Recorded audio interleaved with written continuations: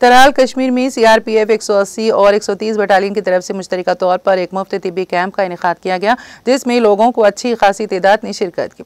Camp के दौरान डॉक्टरों के मुफ्त तिब्बी मशवरे के बाद लोगों को मुफ्त अद्वियात फराहम की गई। मुकामी लोगों ने इस कैंप पर खुशी का इजहार किया है और उम्मीद जाहिर की है कि इस तरह के कैंप मुस्तकबिल में भी मुनक्कद किए जाएंगे।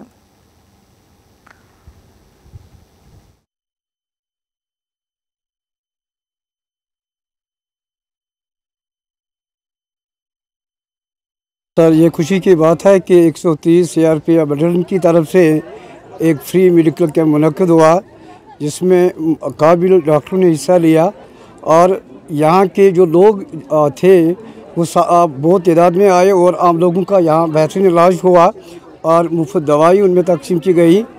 इससे लगता है कि ये सिक्योरिटी फोर्स जो हैं ये न सिर्फ मुल्क की हिफाजत करते हैं या हमारी हिफाजत करते हैं, बल्कि वो हमारी सेहत के लिए भी फ़िक्रमंद रहते हैं।